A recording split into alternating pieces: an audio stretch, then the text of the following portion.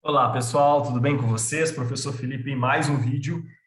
No vídeo de hoje nós iremos corrigir, então, o primeiro simulado do projeto V11 para PRF, projeto Missão, primeiro simulado de física, tá? Desse projeto V11. Então, vamos lá para as questões que nós tivemos aí nesse simulado, tá? Primeiramente, lembrar que aqui nós tivemos uma questão que envolvia os conceitos de movimento oblíquo, né? E a outra questão, tivemos três questões envolvendo o movimento oblíquo, né? E duas questões envolvendo aí colisões, quantidade de movimento, né? Aquela parte de impulso, relacionando bem aí com o que foi cobrado na última prova da PRF em 2021, tá? Então vamos lá para as questões, ok?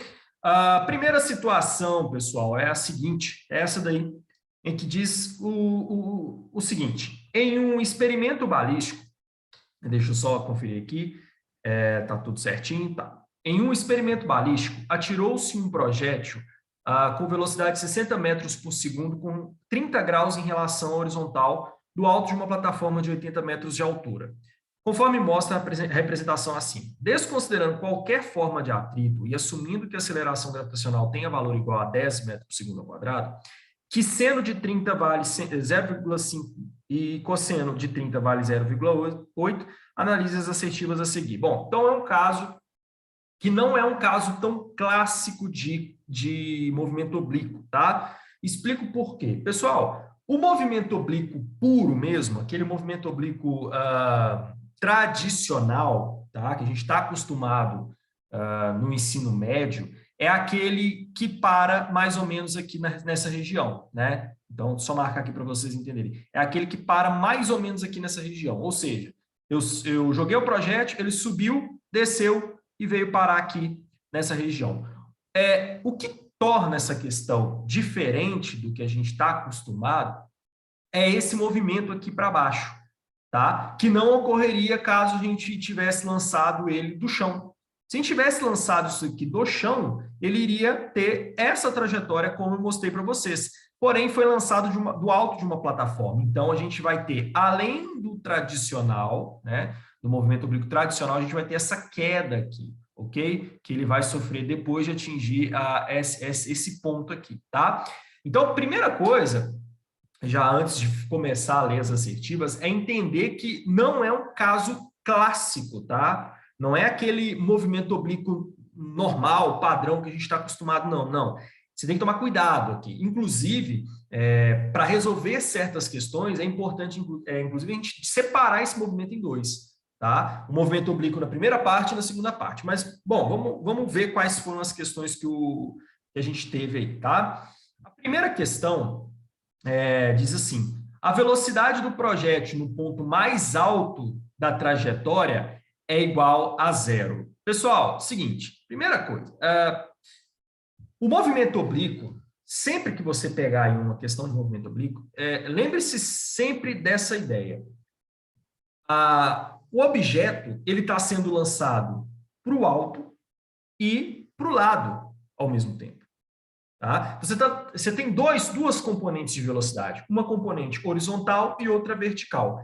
Essas duas componentes aliadas, elas vão ter uma resultante que é a velocidade de 60 metros por segundo. Então, a velocidade 60, ela é resultante da componente VH e da VV. Eu tenho duas velocidades. Isso aqui funciona mais ou menos, não chega a ser igual, porque o caso, por exemplo, do avião, você tem uma força envolvida, turbinas e tal. Turbinas é a sustentação do avião. Mas o avião, ele não voa só na direção horizontal. Para ele conseguir altitude, ele voa também na vertical. Então, são duas. Eu tenho um movimento na horizontal e na vertical, tá? Então, o caso do movimento oblíquo é parecido, porque eu tenho uma velocidade na horizontal e na vertical, tá? Essas duas velocidades, a gente tem aí a resultante, a velocidade 60, que é a que está ali escrita dentro do desenho, tá? Então, todo movimento oblíquo tem isso. Na horizontal, o movimento ele é uniforme, ou seja, com a mesma velocidade, tá? Só que cuidado, pessoal, aquela velocidade 60 metros por segundo é a velocidade resultante. Tá? Ela é a resultante entre VH e o VV. tá? Ela não é a velocidade horizontal e não é a velocidade vertical. Tudo bem? Por que eu estou falando isso? Porque a primeira questão, ela nos informa o seguinte: a velocidade do projétil no ponto mais alto da trajetória é igual a zero. Aqui, está querendo confundir aquele aluno que lembrou da velocidade vertical. Porque, de fato, pessoal, no ponto mais alto da trajetória, né, ocorre uma inversão de movimento. O objeto que antes estava subindo, agora ele vai começar a descer, uma inversão na vertical, né? Então, naquele ponto ali, exatamente nesse ponto, a velocidade dele vertical é zero. Só que, pessoal, aqui ele possui a velocidade horizontal em todo o seu trajeto, tá? Então, tá errado a primeira questão, que diz que a velocidade do projétil no ponto mais alto da trajetória é igual a zero. Mas, Felipe, por que isso aqui está errado? Porque, pessoal, eu não especifiquei qual velocidade eu queria. E quando eu não faço isso, quando eu falo assim, a velocidade é igual a zero, eu estou assumindo que a resultante é igual a zero. E não faz sentido. Por quê? A resultante vai ser 60 nesse ponto mais alto? Não. Ela vai, inclusive, coincidir com a velocidade horizontal aqui no ponto mais alto. Mas ela, em momento nenhum, ela é igual a zero, a resultante aqui. Em momento nenhum, ela é igual a zero. Porque eu sempre vou ter a velocidade horizontal incluída nesse sistema. Né? Tem que lembrar que eu tenho duas velocidades. Eu tenho essa velocidade aqui, que é a horizontal, e eu tenho essa velocidade aqui, que é a vertical. A união dessas duas, né, a decomposição desse resultante me dá isso daqui. Tá? Então, eu vou ter a velocidade vertical e horizontal. Em todo o trecho, esse cara vai existir, porque aqui respeita as ideias de movimento uniforme. Tá? Eu não tenho nenhum atrito, não tenho nenhuma resistência do ar, então eu vou ter sempre a mesma velocidade na horizontal. Já na vertical, eu tenho a força gravitacional atuando como uma espécie de freio até chegar no ponto mais alto. E quando chega no ponto mais alto, ela atua como um acelerador. Então, na vertical, a velocidade varia, mas na horizontal ela continua constante. Então, dessa forma, no ponto mais alto, eu tenho velocidade horizontal, ou seja, a minha velocidade não é igual a zero, como a questão número 1 informa. Tá? Então, a velocidade do projétil no ponto mais alto da trajetória é igual a zero? Errado, não é igual a zero. Por quê, Felipe? Porque há a presença da velocidade horizontal aqui. Felipe, todo movimento oblíquo é assim? Todo movimento oblíquo é assim, tá, pessoal? Não muda. Você tem sempre ali a horizontal constante, a vertical variável, tá? Poderia mudar caso eu tivesse aí um atrito, resistência do ar, mas não é o caso dessa questão, beleza? Inclusive, é por isso que não tem atrito e não tem resistência do ar, que a velocidade não muda na horizontal. Tá? Segue, inclusive, aquela ideia de Newton, né? De que todo corpo em movimento, você deu ali o inicial, né? Mas todo corpo em movimento tende a permanecer em movimento. Então, eu uso essa ideia para entender que na horizontal a velocidade não vai variar, porque eu não tenho ação de nenhuma força. Já na vertical, eu tenho a ação de uma força, então não é aquele sistema inercial que a gente está acostumado, que a velocidade não vai variar, ela vai variar devido à ação da gravidade, beleza? Show de bola? Então, na 1, a velocidade do projétil no ponto mais alto da trajetória não é igual a zero, tá? Questão 2. O alcance do projétil, que na imagem identificada por XF, foi de 384 metros. Bom, aqui não tem como, cara, não tem o que discutir. É pôr a mão na massa e resolver mesmo a questão com as fórmulas que cabem aqui, beleza? Bom, antes aqui, pessoal, deixa eu só apagar para ficar mais fácil a gente resolver aqui. Depois eu volto com a questão 3 para cá, tá? Bom, aí você pode estar se perguntando, Felipe, como é que a gente resolve essa questão? Volta para mim rapidinho. Se fosse uma questão tradicional, o que você ia fazer? Você ia descobrir quanto tempo o projétil demora para cair ou para subir, tá? Mas, Felipe, por quê? Porque você, disposto com esse tempo, você conseguiria achar o alcance do projétil e assim você determinaria mesmo o XF. Só que o problema aqui, pessoal, é que é o seguinte, não é uma questão tradicional, como eu disse lá no início, é uma questão não corriqueira. Então, a gente tem que tomar cuidado antes de jogar fórmula atrás de fórmula aqui. Por isso que eu sempre repito, cara, fórmula não é o grande problema da física. O grande problema da física é a interpretação mesmo da parada. Olha só, galera, o que eu tenho que fazer aqui de fato, tá? Eu tenho que separar esse movimento em dois. Como assim dois, Felipe? Ó, essa parte do movimento é a primeira parte, que é o movimento regular, tá vendo? Ele sobe e tal, cai e chega aqui, acabou. Essa é a primeira parte, tá? Primeira parte. A segunda é quando ele começa a descer abaixo do nível da plataforma, tá? Que é a segunda parte. Então, nós temos que separar esse movimento em dois. Então, o que eu vou fazer primeiro para descobrir o alcance? Eu vou descobrir o tempo, tá? Que eu demoro, que eu gasto para fazer isso daqui, tá? Por que, Felipe, você vai achar o tempo? Véio? Não estou entendendo por que você vai achar o tempo. É que, pessoal, para eu achar o alcance, ou seja, a distância, tá? Lembrando o que é alcance? Alcance, galera, é a distância daqui até aqui na horizontal. Aí volta para mim, você tem duas nomenclaturas, tá? Para distâncias no movimento oblíquo. Você tem o alcance e a altitude. Alcance, pessoal, é o quanto eu me movimento na horizontal. O máximo, né? No caso, para atingir ali na horizontal. Então, esse aqui é o alcance. E isso aqui é a altitude ou altura que o projétil atinge, tá? Você tem a altura máxima atingida e o alcance máximo atingido.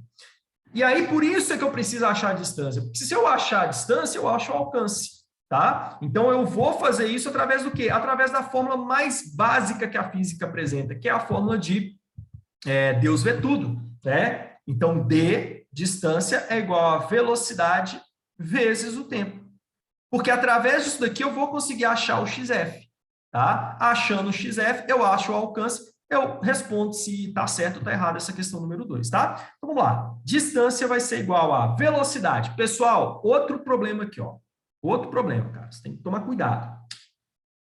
Aquela velocidade que está ali não é o 60, não. Cara, toma cuidado. Tem muita gente que olha aqui para esse tipo de exercício e fala assim, simples, cara. Eu vou pegar os 60 ali, vou multiplicar, vou jogar ali na fórmula, não vai dar certo. Pessoal, aquela velocidade é a velocidade resultante.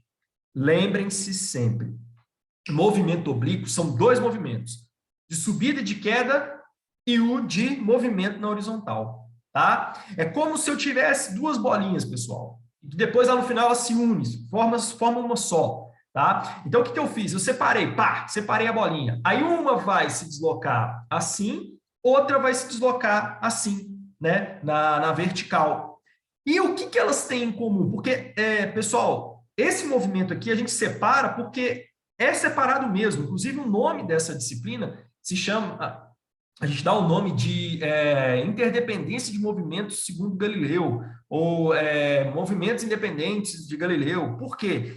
Esse movimento da horizontal não interfere em nada no da vertical, tá? É aquela velha situação de você atirar com um revólver e o tempo que a cápsula demorar para chegar no solo é o tempo que o projétil vai demorar para atingir o solo também, caso não tivesse nada na frente.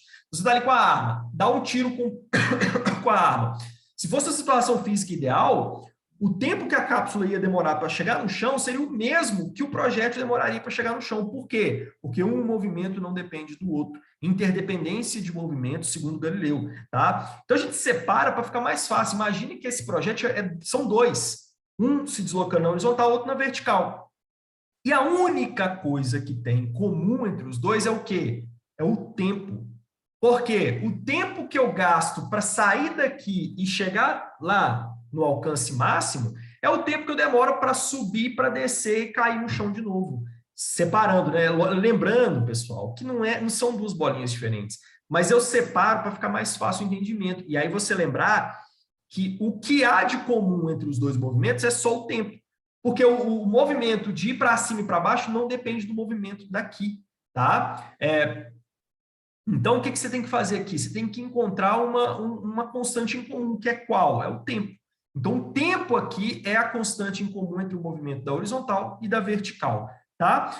Então, é justamente esse cara que a gente vai achar. Porque se a gente encontrar o tempo, se eu encontrar o tempo aqui, galera, eu vou achar a distância. Só que você tem um problema. A velocidade que está descrita aqui, que é o V, é a velocidade horizontal, tá?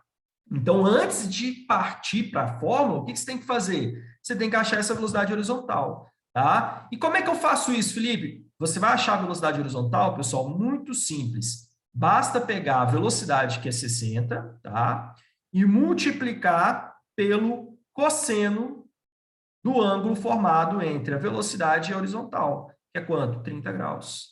Então, VH, que é a velocidade horizontal, é igual a 60 vezes o cosseno de 30.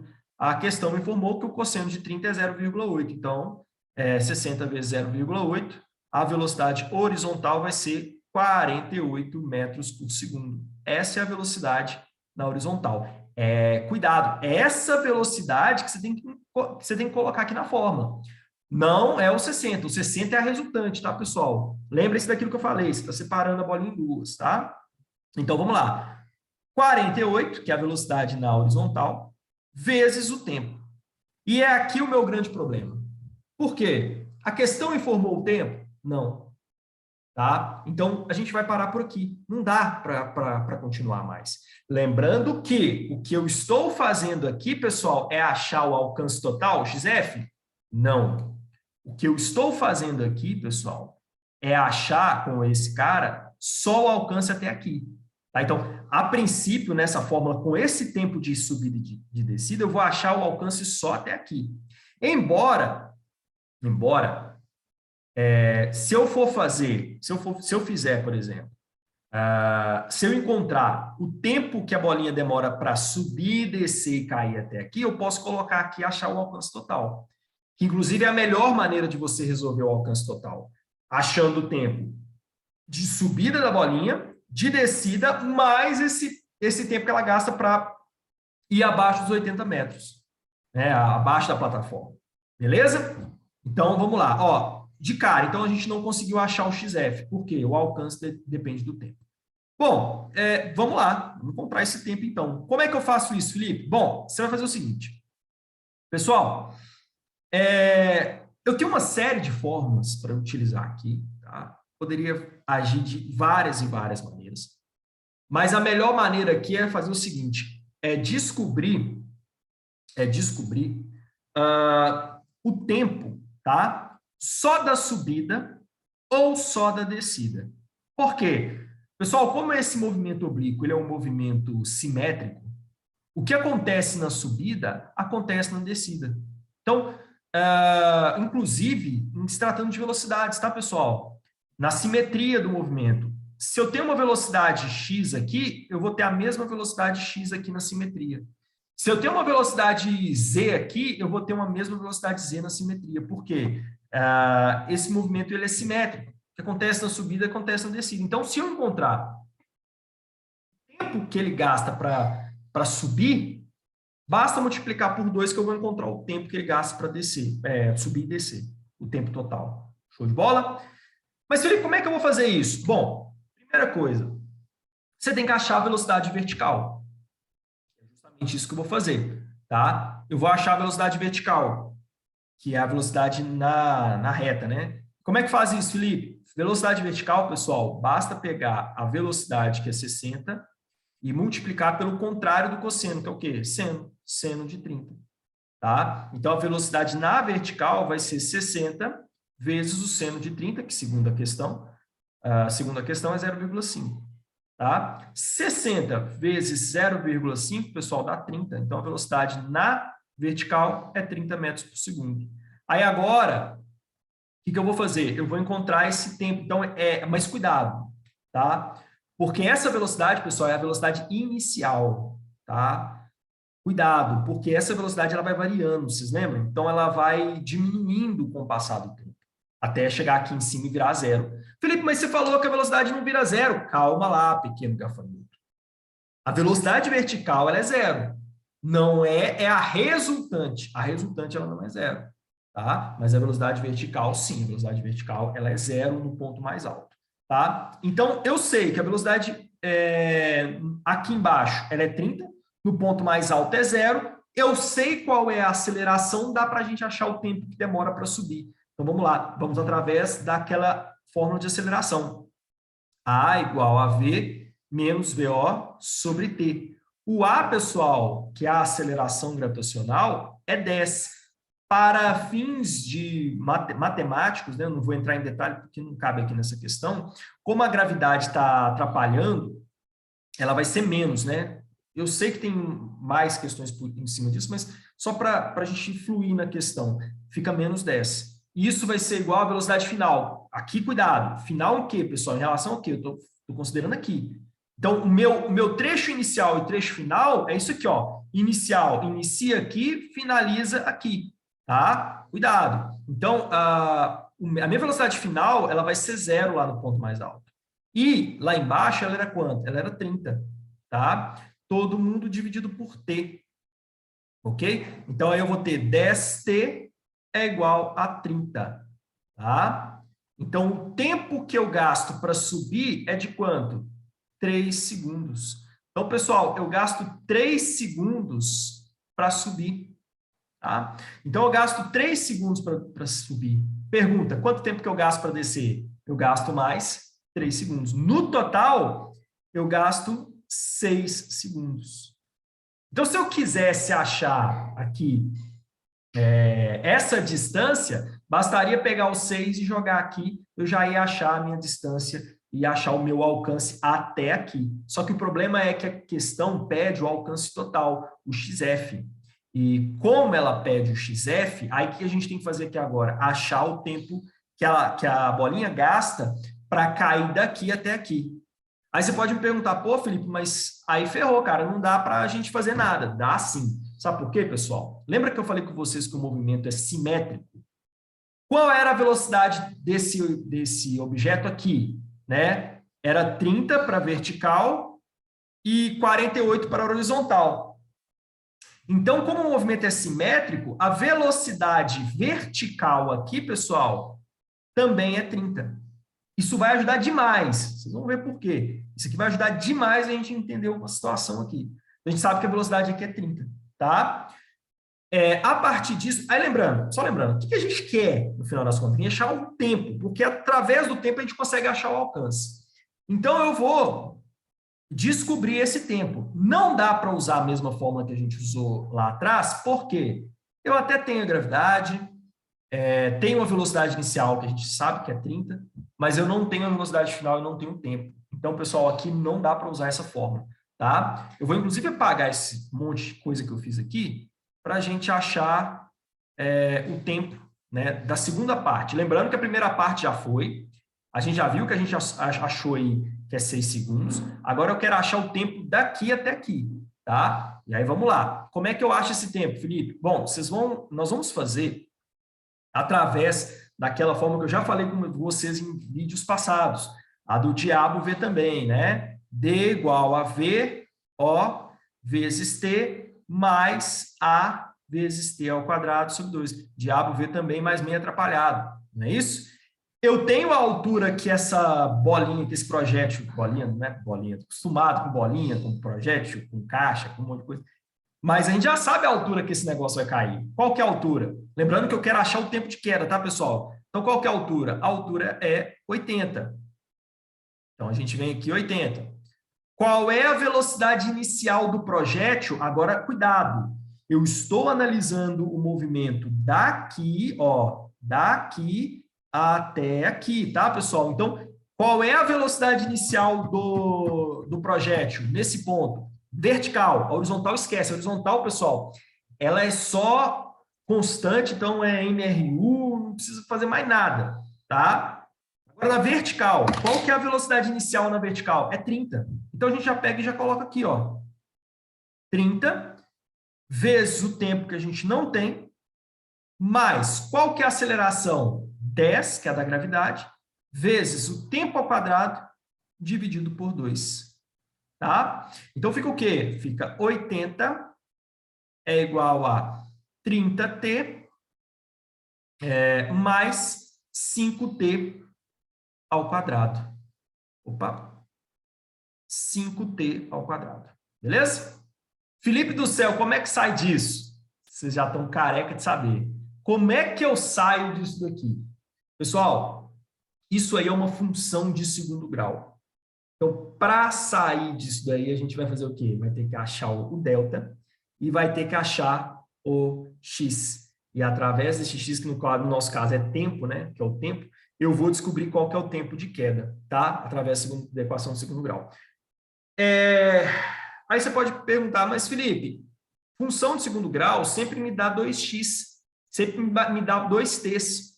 Qual que eu vou usar aqui nesse caso? Pessoal, nesse caso, se a gente encontrar o delta, tudo certinho, você vai usar o tempo positivo, porque tempo negativo não existe na física, tá? Então, isso aqui é uma aproximação de uma função da matemática para situações físicas, você também tem que interpretar. Como física, você não tem tempo negativo, o que você vai fazer? Você vai pegar e vai excluir o resultado negativo do x e vai absorver só o positivo. Então, você vai resolver a função de segundo grau. Eu vou mostrar aqui para vocês como é que resolve. E através do x que você encontrar, você vai encontrar 2, a não ser que dê um delta zero e tal, mas você vai encontrar 2x, e aí o que você vai fazer? Com esses 2x que você vai analisar quem que é o positivo e quem que é negativo. Exclui o negativo e usa só o positivo. Esse vai ser o seu tempo de queda. Tá? Vamos acertar, vamos ajustar a função bonitinha, né? Porque do jeito que está aqui tá ruim. Vamos ajustar ela aqui, tá? Eu vou apagar isso aqui, a gente já viu como é que é, então vamos apagar e voltar para cá, tá? Então, a minha função, ajustando ela bonitinha, vai ficar assim, ó, 5t ao quadrado mais 30t, ok? Menos 80. Isso é igual a zero, tá? Pessoal, eu acho que aqui dá para dividir por 5. Eu acho não, né? Eu tenho certeza que dá para dividir por 5. Para facilitar a nossa vida, tá? Mas dá para dividir por 5. Lógico, 80 dá para dividir por 5, pô. Tem como não? Só no seu valor. Deu 16, tá? Dá 16. Então, vamos dividir por 5 para ficar tudo bonitinho aqui, a gente conseguir fazer sem fazer conta grande demais, né? Então, eu vou dividindo por 5, vai ficar o quê? T ao quadrado mais 6t menos 16. Isso é igual a zero. Tá? Professor, mas eu posso dividir assim, cara? Por quê? Pessoal, você pode dividir, sabe por quê? Porque eu dividi um lado, mas eu dividi o outro também, tá? Como se eu tivesse pegado essa equação feito o seguinte, dividir por 5 e eu dividi 0 por 5 também. Só que quando a gente faz isso, dividir 0 por 5 dá o quê? Zero. Então, é a regra da matemática, né? A gente tem que sempre fazer o que faz de um lado, faz do outro. Então, se eu dividir do lado de lá por 5, eu tenho que dividir do lado de cá também por 5, tá? Então, deu isso. Aí você fala, Felipe, mas e aí, cara, como é que eu faço? Joga lá para achar o delta, depois você vai fazer Bhaskara, aquela coisa toda. Então, vamos lá. B ao quadrado, né, pessoal? Então, vamos lá. B ao quadrado, esse que é igual ao delta, né? Ó, delta é igual a B ao quadrado. Quem que é meu B? É o 6. Então, 6 ao quadrado. Menos 4 vezes A. Quem que é o A? É o que acompanha o T ao quadrado, que é 1. Vezes o C. Quem que é o C, pessoal? Menos 16. Tá? Então, o delta aqui vai ser o quê? 36 menos... menos não, né, pessoal? Mais, desculpa, não é menos. Porque menos com menos é mais. 4 vezes 16. 4 vezes 16 vai dar 64, é isso mesmo? Deixa eu ver aqui rapidão, peraí. 4 vezes 16. Opa. 4 vezes... Só um instantinho, pessoal, que está dando visível aqui. 4 vezes 16. Espera aí que o meu aparelho aqui está... 4 vezes 16, 64, tá? Dá isso mesmo, 64. 64. Um instantinho, pessoal. Então, pessoal, deu 64, tá? Estava tendo um probleminha aqui com a minha mesa digitalizadora, mas já voltou. 64. Então, o delta deu 100, tá? Então, o meu delta deu 100. Aí, agora, com o delta, o que eu vou fazer? Jogar lá no x, né? Para achar o x1 e o x2, que no nosso caso é o tempo. Aí eu faço o Bhaskara, né? Que é menos o b, No nosso caso aqui é o 6, não é isso? 6 menos 6, mais ou menos raiz de delta, que no nosso caso é raiz de 100, dividido por 2 vezes o A, que no nosso caso é 1. Para a gente achar o x1 e achar o x2, que no nosso caso vai funcionar como se fosse o tempo, tá? Pessoal, menos 6 é raiz, vamos já colocar a raiz aqui, né? Não precisa ficar forçando a barra demais. Então, tira essa raiz aqui, ó. Tá? Não é raiz, não. Raiz de 100 é 10, tá? Não precisa ficar... Então, raiz de 100 é 10. Então, aqui vai dar 10, tá? Pessoal, menos 6 mais 10 vai dar quanto? Menos 6 mais 10 vai dar 4, tá? 4 dividido por 2 vai dar 2. Ok? Menos 6, menos 10, menos 16. Menos 16 dividido por 2, menos 8. Tanto faz, porque o que me importa aqui é só esse cara. Tá? Então, eu encontrei ele. O tempo, então, de queda daqui até aqui é quanto? 2 segundos. Tá?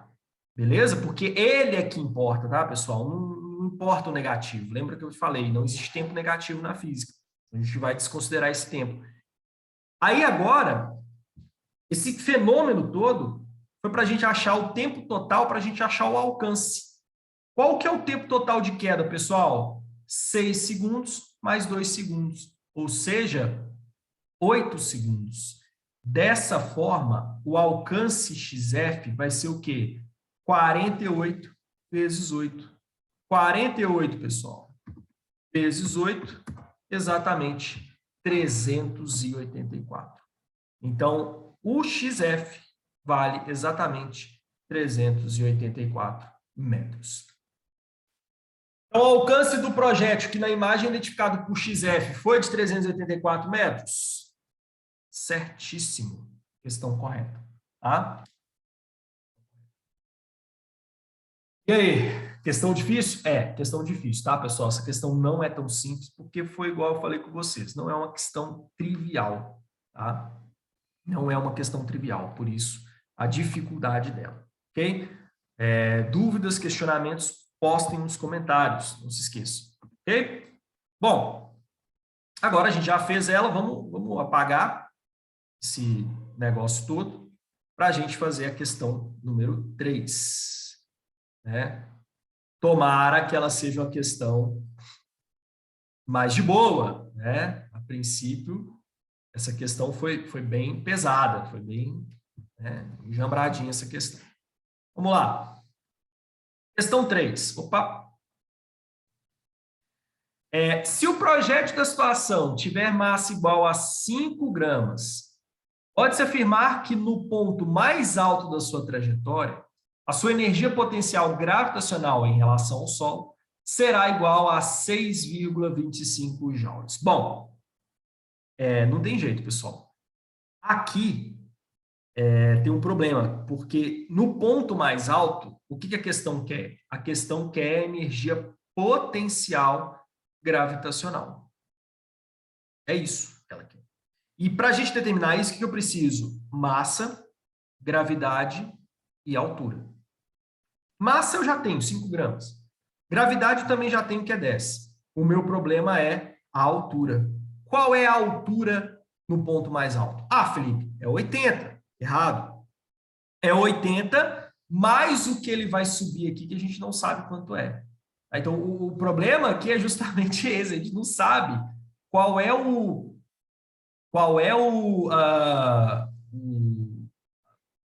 altura total. A gente só sabe até a plataforma, a gente não sabe essa altura H aqui, esse Hzinho aqui. Tudo bem? Então, esse é o meu problema, determinar esse Hzinho.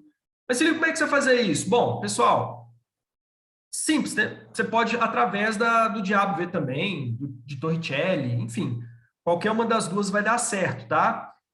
Como é que eu faço isso? Vamos lá. Eu já sei o tempo de subida, tá? Aliás, eu vou determinar através de Torricelli. Torricelli vai ser mais fácil, tá? Eu já sei a velocidade no ponto mais alto. Eu estou analisando só esse trecho aqui, tá, pessoal? Então, ó, estou aqui embaixo, subo, eu estou analisando só isso, esse movimento de subida, tá? Então, eu já sei a velocidade final, eu sei a minha velocidade inicial, que era 30, sei a aceleração da gravidade, eu vou descobrir, assim, a altura do sistema. Então, vou através de Torricelli mesmo. V ao quadrado é igual a VO, que é a velocidade inicial ao quadrado, mais 2 vezes A vezes D, que no nosso caso aqui é a altura. Tá? Qual é a velocidade final, pessoal, que o projeto atinge lá em cima? É zero.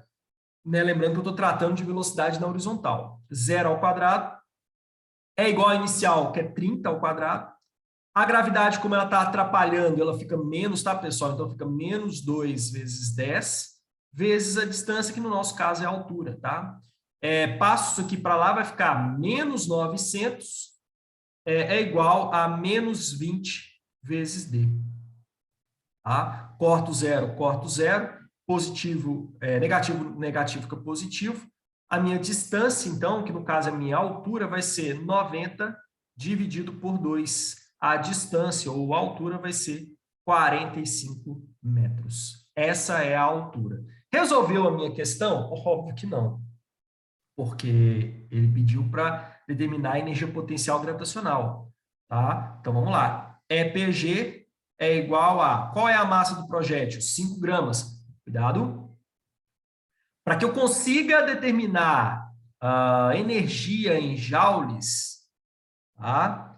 Essa massa tem que vir em quilos, não pode estar em gramas. Então, eu vou dividir por 1000. Então, 5 dividido por 1000 vezes 10. Cuidado aqui agora, hein? Se o aluno for muito afoito, ele pega esse 45 e joga aqui. O que a questão pediu? A energia potencial gravitacional em relação ao solo. Ao solo.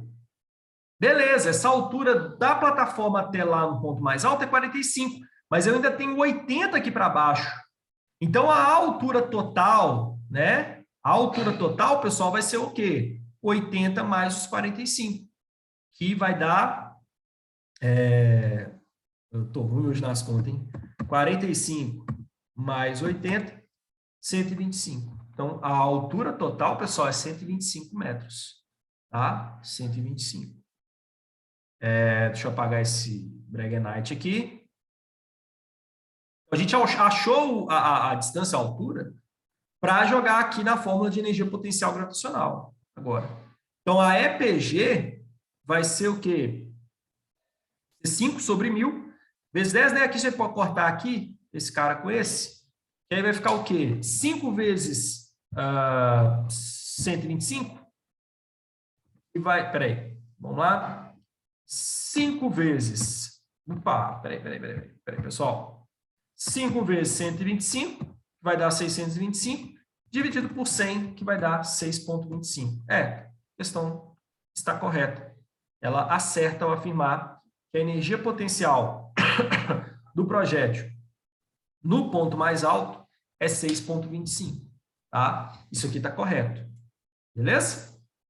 Porque é simplesmente jogar na fórmula mesmo. Então, aqui, ó, a questão 01 está errada, a questão 02 está correta e a questão 03 está correta, referente a esse primeiro ponto. Beleza? Bom, vocês viram questões, né, bem puxadas, mas são questões ótimas para treino, cara. Porque aqui você treina movimento oblíquo, energia potencial gravitacional, a ideia de energia em relação a alguma coisa, né? Você não simplesmente pega e joga lá na fórmula, não, você tem que entender. E lembrem-se, isso aqui é o treino de vocês, tá? Para que quando vocês cheguem lá na prova, vocês possam fazer aí, coisas muito melhores, tá? Vamos para a próxima situação? Vamos para a próxima situação. Só um instantinho. Vamos lá, pessoal. O que diz aqui, ó? Diz assim, 2 astronautas A e B estão livres e inicialmente em repouso no espaço, onde não há ações de forças externas ou possíveis atritos. Em um dado momento, o astronauta A lança uma caixa de ferramentas de massa igual a 10 quilos a 10 metros por segundo para o astronauta B. Considerando que as massas de A e B, respectivamente, incluindo o traje, sejam de 120 e 100 quilogramas, responda as assertivas a seguir. Bom, então, você tem o A aí que está parado e o B também parado, inicialmente parados. O A lança a 10 metros por segundo uma caixa de 10 quilos para o B, tá? E automaticamente você tem que entender o que vai acontecer aqui. Primeiro, como eles estão no espaço onde tem ausência de forças externas, o A, ao lançar a caixa para frente, automaticamente, o que vai acontecer com o A? O A vai se deslocar para trás. Tudo bem? Então, automaticamente o A vai ser deslocado para trás. E o B, como ele recebe a caixa, automaticamente o que vai acontecer com ele? O B vai se deslocar para frente. Tá? Beleza? Então, a gente vai ter essa situação. O A tendo o recuo e o B indo para frente. Show? Primeira hipótese. Primeira situação. Aí vem a questão 4. Ao lançar a caixa de ferramenta em direção a B, o astronauta A é lançado para trás, correto? Tá? Com a mesma velocidade que a caixa de ferramentas se desloca para frente, ou seja, ele está assumindo que o A tem 10 metros por segundo de velocidade para trás, tá? Esse fenômeno é explicado pela terceira lei de Newton. Bom, pessoal, primeiro ponto. Tá certo isso daqui? Será que vai deslocar com a mesma velocidade?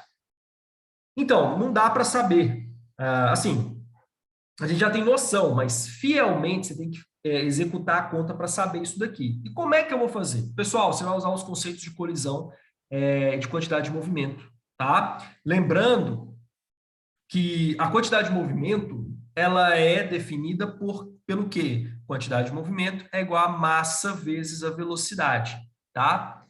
E que a quantidade de movimento do sistema, ela é sempre constante, ela sempre vai ser a mesma.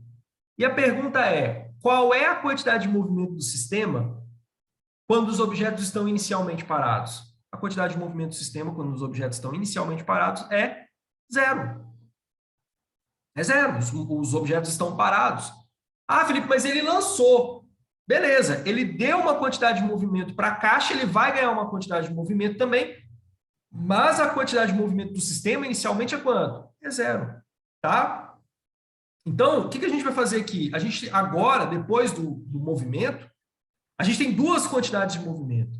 Só que antes elas eram quanto? Zero. Elas têm que ficar quanto? Zero, porque a quantidade de movimento é zero, tá? Então, o que a gente vai fazer? A gente vai calcular a quantidade de movimento do sistema agora, tá? Quando o A empurra a caixa lá para o B, tá? Para saber qual é a velocidade do A. Mas olha como é que eu sei isso? Porque, né, eu tenho duas situações diferentes, mas você sabe, pessoal, a quantidade de movimento do sistema é o quê? A quantidade de movimento do A mais a quantidade de movimento da caixa. Isso somado tem que dar a quantidade de movimento do sistema. E a gente já sabe quanto que dá isso. Quanto que dá? Zero. Tá? Qual que é a quantidade de movimento de A, que é do astronauta A? É a sua massa vezes a velocidade do A. E qual que é a quantidade de movimento da caixa? É a massa dela vezes a velocidade dela. Show de bola? Então, vamos lá. Zero vai ser igual a massa do A. O exercício me falou, a massa do A é 120. Então, 120, tá? Vezes a velocidade de A. Mais, qual é a massa da caixa? 10 quilos. E qual que é a velocidade dela? Aqui você tem que tomar cuidado. Tome muito cuidado aqui, muito cuidado aqui. A caixa, pessoal, está indo para um lado e o astronauta está indo para o outro. Tá? Aqui, na hora que você vai encontrar o resultado, você vai perceber que vai dar valores negativos e vão dar valores positivos e negativos a depender do que você usou de incógnita, tá? Então, não se assuste se você encontrar um valor negativo aqui. Só está te indicando o quê? Que a velocidade da caixa ou do A tem sentido diferente da velocidade do outro. Então, um tem a velocidade diferente do outro, em questão de sentido, tá? Então, aqui eu vou ter a massa dele, que é... Opa, é 10, não, é 120, vezes a velocidade da caixa, que é quanto? É 10, tá? Gente, desculpa, a massa da caixa é 10. Estou confundindo aqui com A, mas é com a caixa. Então, é 10 vezes a velocidade, que é quanto? É 10. Então, eu tenho 0 é igual a 120 VA mais 100. Tá? Já passo esse 100 para lá, vai ficar menos 100, que é igual a 120 VA. VA é igual a menos 100 sobre 120. Corto isso aqui com isso aqui, vai ficar 10 sobre 12, correto? 10 dividido por 12 dá 0,83. Então, pessoal, a velocidade de A é 0,83 metros por segundo. Tá certo o que a questão fala? Ao lançar a caixa de ferramenta em direção ao B, o astronauta A é lançado para trás com a mesma velocidade que a caixa de ferramenta se desloca para frente? Completamente errado. Porque o A vai para trás com 0,83 e a caixa vai para frente com 10. Tá? Beleza? Então, a questão está errada. Você pode até falar que é explicado pela terceira lei de Newton, mas nem é tão assim, né? Enfim, você pode até falar alguma coisa disso, mas a questão erra ao falar que as velocidades são iguais. Está errado. Beleza? Vamos para a questão 5. A questão 5 diz assim: no momento em que o astronauta B recebe a caixa de ferramentas, ele irá se deslocar na mesma direção e sentido com que a caixa de ferramentas se deslocava imediatamente antes da colisão, tá? Então, correto. Beleza? E o módulo da velocidade de ambos, após a colisão, será maior do que o módulo de velocidade de A. Então, o que está falando a questão? Que o B, tá, vai se deslocar na mesma direção e sentido que a caixa de ferramentas, isso está correto, tá? Mas ela fala ainda que essa velocidade dos dois, da caixa de ferramentas e do astronauta, vai ser maior que a velocidade do astronauta A, em que o astronauta A está se deslocando para trás. Tá? Então, e aí, tá certo ou tá errado? Bom, a gente vai ter que achar a velocidade de B. Como é que faz isso, Felipe? Bom, lembrando que quantidade de movimento do sistema é igual a zero. Não se esqueça disso, quantidade de movimento do sistema ela é igual a zero. Não tem o que falar, tá? Ela é zero e pronto, acabou. Beleza? Então, no momento em que o astronauta B recebe a caixa de ferramenta, ele irá se deslocar na mesma direção e sentido com que a caixa de ferramentas se deslocava imediatamente antes da colisão, e o módulo da velocidade de ambos, após a colisão, será maior que o módulo da velocidade de A? Vamos ver. Tá? Bom, vamos lá. A quantidade de movimento do sistema, aí agora eu excluí o B, porque antes eu tinha excluído o B, porque o B não fazia parte. O B tinha quantidade de movimento zero mesmo, não ia atrapalhar, mas aqui você tem que incluir o B agora. Tá? Aquilo que eu fiz é quando o B estava parado. E eu não considerei o B porque eu estava considerando o sistema antes dessa colisão da caixa com o B. Mas agora não, o B faz parte do sistema. Tá? Então, o B agora é parte do meu sistema. Só que agora o B, pessoal, ele recebeu a caixa.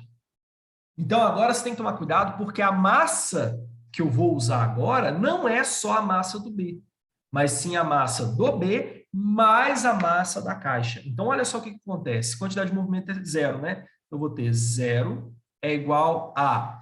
Quantidade de movimento do A é quanto? Lembrando, menos 0,83 é a velocidade dele, vezes a sua massa, que é 120. Tá? Mais a massa do B mais a da caixa de ferramenta, que vai dar 110, tá? Vezes a velocidade de B, que a gente não sabe qual é o valor. Show de bola? essa é a quantidade de movimento agora do sistema. Então, menos 0,83, que é a velocidade de B, desculpa, de A, está se deslocando para trás, mais 110 vezes a velocidade de B. Lembrando que a velocidade de B, pessoal, agora é a velocidade de B dele com a caixa de ferramentas, tá? Por isso que a gente somou as massas, porque a massa só de B é 100 e a massa da caixa de ferramenta é 10, somando os dois 110. Vou passar para o outro lado, eu tenho o quê? Vou fazer aqui 0,83 vezes 120, isso vai dar 100, tá? Então, a 100, tá? Isso é igual a 110 vezes VB. VB é igual a 100 dividido por 110. 100 dividido por 110 dá 0,91. Então, a velocidade de B, tá? Com a caixa de ferramentas, após essa colisão, 0,91 metros por segundo. É maior do que a velocidade com que A se desloca para trás? Correto, é sim, é maior do que essa velocidade. Então, essa questão está correta. Beleza? Show de bola? Pessoal, então é isso, tá? Feita a correção aí das 5 questões, mantenham-se firmes no estudo, bons estudos para vocês, bons simulados, e nos vemos numa próxima oportunidade. Postem nos comentários aí as dúvidas, sugestões, né, críticas, e estamos aí para ajudar vocês, beleza? Forte abraço, pessoal, valeu e até mais. Tchau!